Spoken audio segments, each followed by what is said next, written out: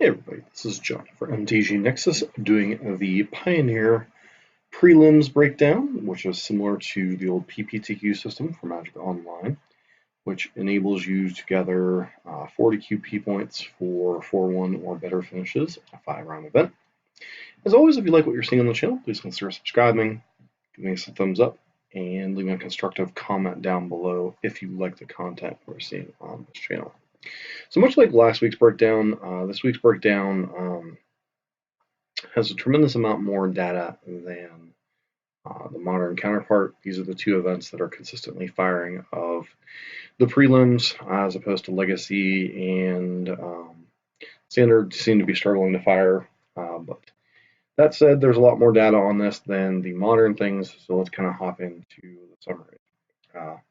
Basically, there are 210 decks. There was a lot of interesting one-of decks that I would love to point out, but unfortunately, it would probably just take too long. One of the more interesting ones was Gruul Ilharg combo, which was basically trying to cast an Ilharg or Champion of Ronis and getting fatties into the field cheaper than they should be, much similar to a Enter the Breach, or not Enter the Breach, Through the Breach or Sneak Attack style effect, which was quite interesting. But I do think those kind of combo decks are kind of few and far between in terms of consistency and such. And as we'll get into, it seems like the consistent monocolored or double colored decks are the ones performing the best. At the top of the standings is mono red aggro, which kind of a misnomer. They're kind of the joint product of both the lower to the ground mono red aggro decks and the mid-range aggressively slanted red decks. Mono black aggro coming in second, although it's interesting to note that while mono black aggro has 22 finishes, mono black vampires, which is a very similar style of deck, a little bit more, that one's a little bit more mid-range, built around Sorin and all the very powerful vampires in the format. Blue-white control kind of makes a return to the scene after not performing particularly well. Green-black Soulflayer is a graveyard-based deck that we will cover in our decks that are interesting. Izzet Ensoul also popping up. Another deck that's also popping up, mostly in one event, but started to pop up in a couple different events, was No to Late, which we will also cover. And then the mono green ramp and mono green stompy decks that we covered in last week's video. If you want to take a look at that, I'll include a card above which kind of describes those decks in a small amount of detail while going over what some of those lists are. I'm not going to be repeating a lot of the same decks in this week's list. I'm going to be going over the decks that popped back up in these things. That said, that did count for about 64-65% of the field. So these decks, especially mono red aggro and the mono black aggro decks, are accounting for a very large portion of the format. So the format does appear to be aggressively or mid-range aggressively slanted, which means there's not a ton of combo, but the format does seem to be in a much healthier place without the green decks kind of dominating everything, despite the fact that most people do feel that Llanowar Elves and Elvish Mystic may be a little bit too powerful for the format. It does seem like Wizards bans have finally taken a toll on those archetypes. With that said, let's cover blue-white control, what that's looking like in the format. So blue-white control in the format is generally been Planeswalker based, with the main win condition being either Teferi loops or something like Elseth just to kind of finish off the game. Also, the main win con outside of those Planeswalkers is Castle Ardenvale. This deck can take a very long time to win, so the fact that it's performing well in Magic Online's really a testament to people thinking the deck was in well positioned in this past week.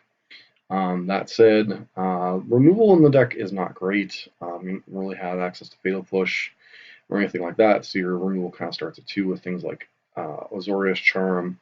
Some lists are running things like Blessed Alliance, some of you in Gods of Forest run things like Isolate.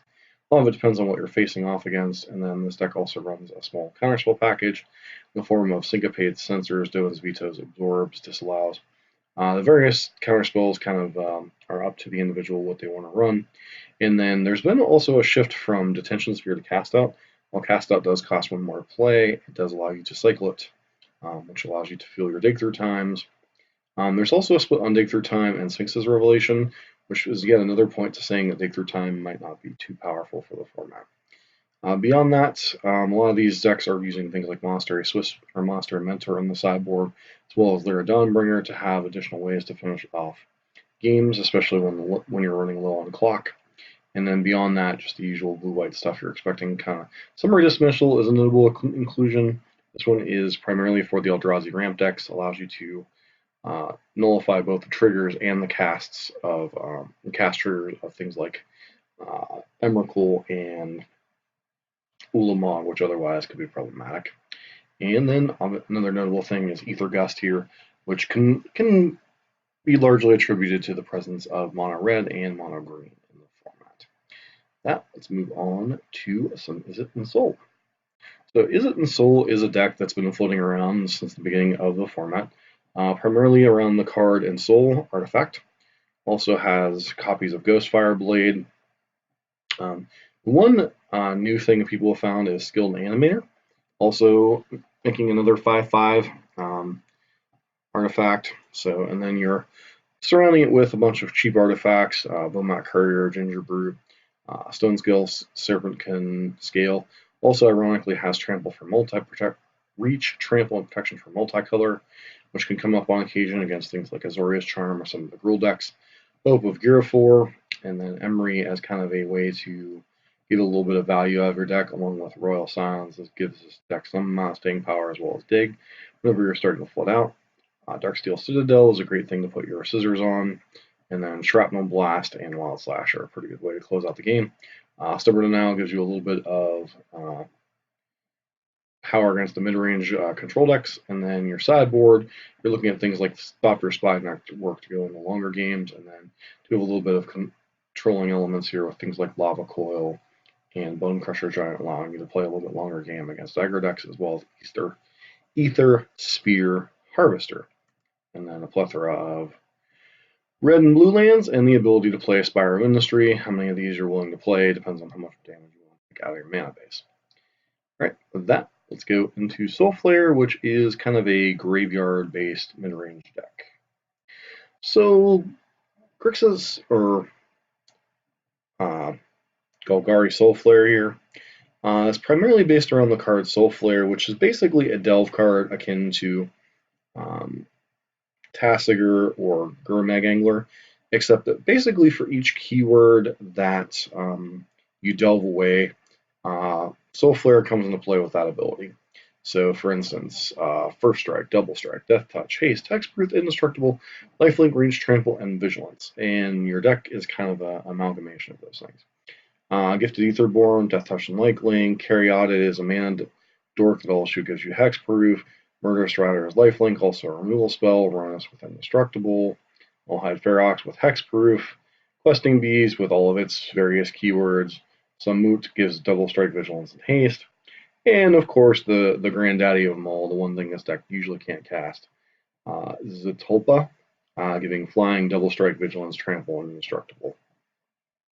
Basically, if you get this with Hexproof out, good luck killing this thing.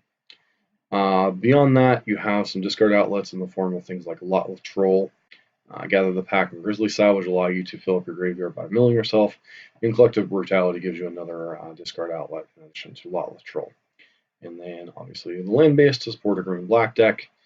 Sideboard, a little bit of interaction against the more aggressive decks, which can potentially get under you if you can't get a quick Soulflayer out. And then Scavenging Ooze, kind of a longer, grindier card. And then Thoughtseize allows you to poke holes in the control decks, as well as some of the ramp decks and stuff that might be able to hang with you in the mid-game.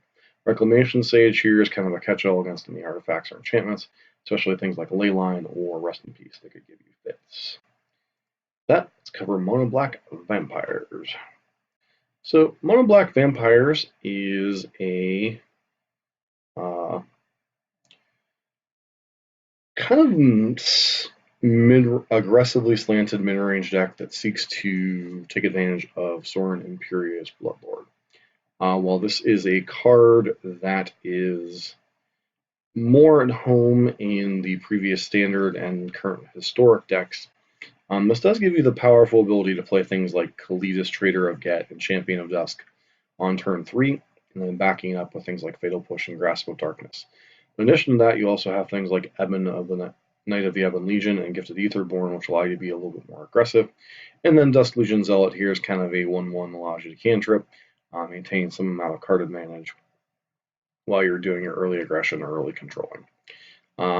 Mana base here gets to support 4 Castle Locthwain and 4 copies of Mutavault, as well as 1 copy of Nykthos in some lists, and Urborg kind of tie it all together. And then your sideboard, you get to take on a little bit more of an aggressive role with things like Rankle, but you're more of and allows you to have more of a controlling role against certain decks with things like Noxious Grasp, Cry of the Carnarium, Liliana, Cletus. So, and then there's also a white variant that is tuned towards the mirror, and the other mono black aggro deck with access to something like a Blood Variant of Viscopia. And this deck is obviously kind of more of a mid-range thing, so it can't be included with mono black aggro per se, and it obviously is centered around vampires with the exception of Murderous Riders. Very powerful deck, and something that's been popping up in larger numbers this week. The final deck is Niv to Light, and boy is this a doozy. So much color like the 5-color Bring to Light decks in Modern, this deck is built around Niv Mizzet Reborn. However, this deck does not have fetch lands, so with the exception of Fabled Passage, so it is very much these numbers need to be on par. You're playing things like Sandstep Citadel, Scattered Groves, a lot of tap lands, a lot of tricolor lands from the Con cycle. You know, obviously you can't afford to play too many monocolored cards, so things like Questing Beast and such aren't very common, but in order to get around certain things, you're able to play cards like Cut to Ribbon, Discovery Dispersal. The one thing about this deck is the card quality, because they are gold cards, are very powerful.